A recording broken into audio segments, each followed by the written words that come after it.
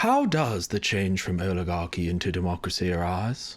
The rulers, being aware that their power rests upon their wealth, they themselves care only for making money, and are as indifferent as the pauper to the cultivation of virtue.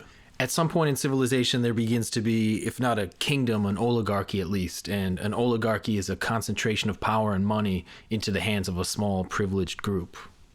At present, the governors treat their subjects poorly, while they and their adherents are habituated to lead a life of luxury and idleness, both of body and mind. They do nothing, and are incapable of resisting either pleasure or pain. I kind of see this as the nature of the modern day. We're all kind of upper class in a way. We all have everything we need, and we're lazy because of the excess of convenience. And then democracy comes into being after the poor have conquered their opponents, slaughtering some and banishing some, while to the remainder they give an equal share of freedom and power. The poor rise up, and using their numbers to their advantage, they overthrow the oligarchical powers that be. And Socrates also says something to the effect that to be in charge in a democracy, just say that you are a friend of the people. Isn't that crazy? I mean, like 2,500 years ago, he's saying this, and it's still true today. Yes, he said, that is the nature of democracy. Whether the revolution has been affected by arms or whether fear has caused the opposite party to withdraw. It's happened time and time again throughout history. I mean, in America, it was kind of a combination of the two, right? The Revolutionary War was fought and won by the Americans, but then, of course, the British were forced to kind of cut their losses and flee. And now what is their manner of life? And what sort of government do they have? In the first place, is not the city full of freedom and frankness? A man may say and do as he likes. A charming form of government, full of variety and disorder, and dispensing a sort of equality to equals and unequals alike.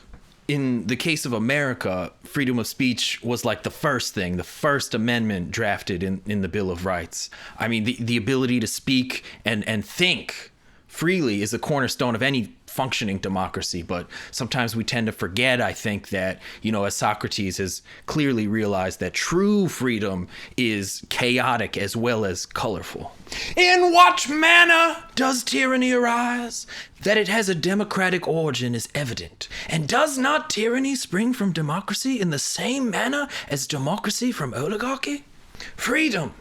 That is the insatiable desire of this, and the neglect of all other things introduces the change in democracy, which occasions a demand for tyranny. In true freedom, eventually people get bogged down with daily matters and forget to keep their employees, aka the government, in check.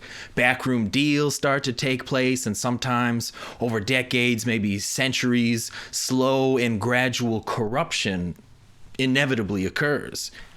It's wisest for the ruling party to make changes small and frequent enough to not engender suspicion, all while slowly creating a system to siphon money from the people without them knowing.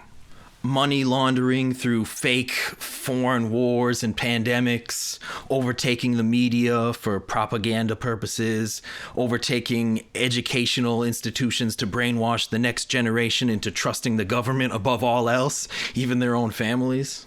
When a democracy which is thirsting for freedom has evil cupbearers presiding over the feast, by degrees the anarchy finds a way into the private houses and ends by getting among the animals and infecting them.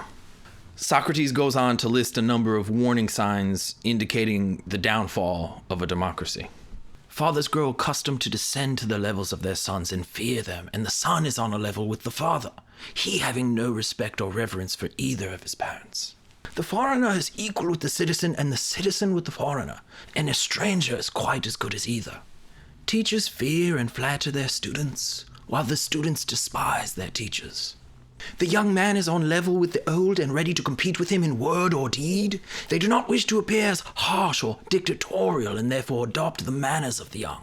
Nor must I forget to tell of the liberty and equality of the two sexes in relation to each other. I don't think even Socrates could have predicted that one day women would actually be perceived as culturally superior to men. But to learn who rules over you, simply find out who you're not allowed to criticize. The excess of liberty, whether in states or in individuals, seems only to pass into excess of slavery. It's at this point when those in democratic power, they themselves become the oligarchs. They preach these ways of phony kindness to rein in the chaos of freedom. They virtue signal their way into power by claiming to be the authority on kindness and humanitarianism, whatever else.